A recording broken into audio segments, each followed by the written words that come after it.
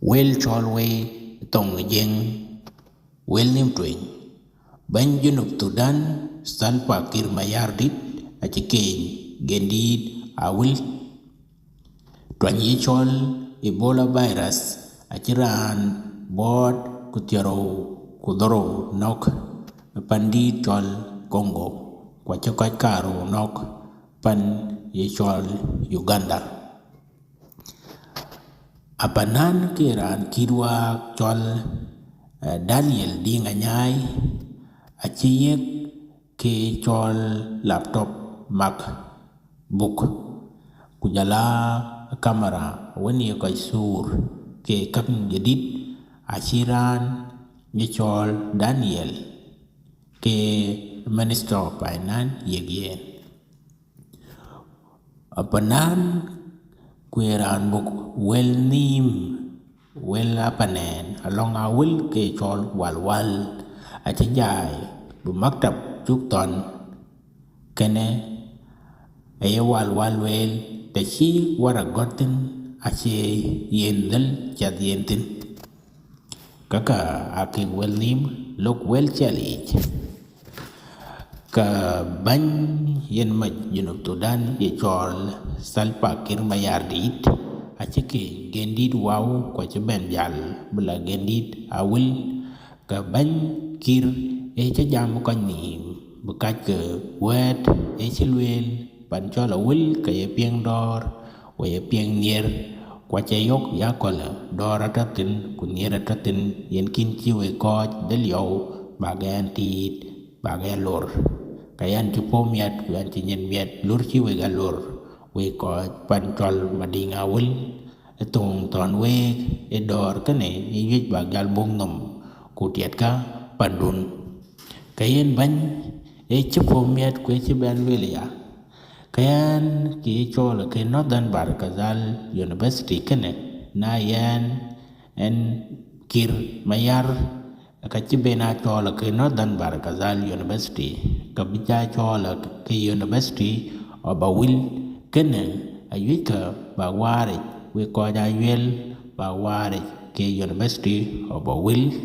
achan brian kun ya nyop ke chilwel de lu we gam ka kene ka biyak ke chol ke parliament un long bu bana tani ku yan bluitin ku bijama dun ku bubut biya jama e chol ke Juba University abdial war kene yake ci bankir e ci la lek ko jawul we ci luel kene en bluitin to lowik ben ke ganun te luel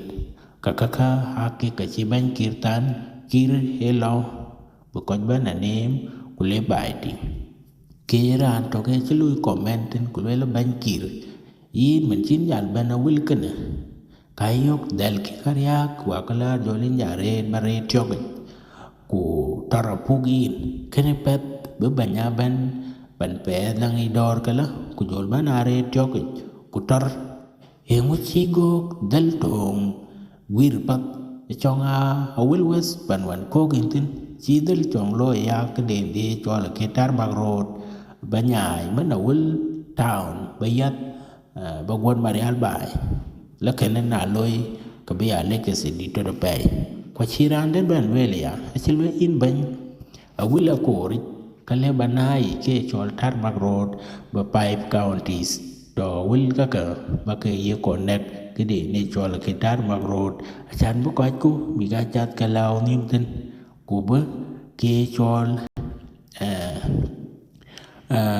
kwer wala deng bedel chu be na lagwe memene e juk nom pa yene e juk nom ta pingi din ba kuna lo ko yul ka lok kwer ding ka lok lagwe ba ko ja dep tin dal ci reten kene kayin awuj ba bay ba moje gek dal ye ko chaten e ke chiran tong ke manawul e chilwele ya ka kana e churo loy won ci ban ci lo ko ci jal chat ba jalor upin alangi dak penyalangi je tiok penyalangi je dum kene ci ko ria gup cepat banya ben de ci tel gene wajal chat talangi ja dum nguchi go chien bai gwir ka twanye chol Ebola virus twany rach chitwal pandi chol Congo kwa chaban twal pandi chol Uganda ka pandi chol Congo ko chi twany chol Ebola virus dom ran botka ditem ku te diak ku dich en chi dom ran botka ditem ku te diak ku dich dom kana achiran bot ku tero ku doro nok pandi di chol ke Congo kwa chiran tiar ku dongwan dom pandi chol Uganda kuran tiar ku dongwan chi dom kana achokai karo nokten ka twany gene twany raja pe ku twany kai nok daman tin korit awit bit junub Sudan benyentit aket kenin una bokoj ko jawit beke ga tem gup ke dene chola ke screening ku surveillance biya loy akewnyen ku betwany ngin bi chukbo junub men goyen ko wa nok gendi chit Uganda ku Congo kawan langai baya akim dit pinyom jola panditin chol junub Sudan telen benten ku baya akim aliu ka bokoj nok apay kena awit bukoy yintit twany chol Ebola virus ku betia ruai bujuk bo mit junub Sudan gup kakane chiran in muk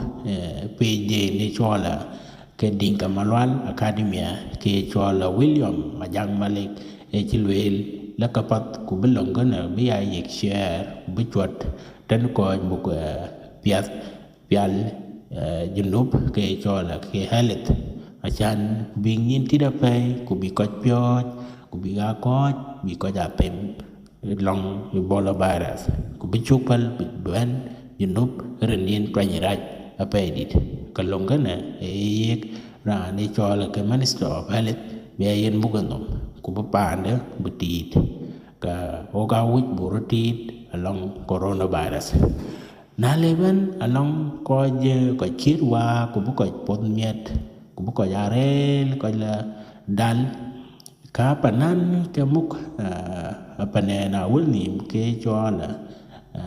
ke music awul musician coordinator chola walwal chin jai la to cha chigam rin chi le ta chen ban kurut reta ran che got a che got dal wan ki de ka kene ye walwal ti lo a chan bran ban to ji kawan bi a chwet in chwet ko a biting a panen ran den wan bi ki nya ya mong ni bi chwet ka che ka la kwan pat bu lo ya tok wel ka kene chi walwal chen jai chi le la tok wel ku prong ka chu wit bu ko bay a panen kwan a wuli chol ke ka jubat ndene ka walwal chi jai to ji ci luel na wuc ran toj ka ko ja rot gat pin ku bu ko chwet hanan toj en jiretin ko che toj en gerantin dal in wuc bu mbodi ke dal pap ke ne ye wal ci got be de ko la nada na len ko wujen ku bi ko wul coordinator bi mum no pap ka bo bi ban chwet ku ka ba chwet tin ke ne ke ci wal wel kan gena apanan ke chola Daniel dinga nyai apanan chawul po nya bay runwan chijal chiban be Facebook yakol bukat ku jolwela an po mi ada pay kam katia daman be ka jal ban yakol ka chinality kayen walwal chupo mi ad brane chol honorable Daniel ke man stop by nan and planning bele pay rin chi Daniel yek ke chola ke kamera kunjala new laptop ke chol MacBook laptop kaka hakangawan really apay achero layok tana panen kwan junub Sudan ren ke equipment ka ay videos ay ka belloy ko ay wak ay ka tauten kay ni chipo mi na pay in Daniel di nga nyai ko chira den chi moy kene achile ja pay ka kene akikalorot kaka kene in benda ke to well look well nim ban kirmayar jike gendi dawul Ebola virus achira bot kutero kudoro nok Congo don ne ari ko we ko yana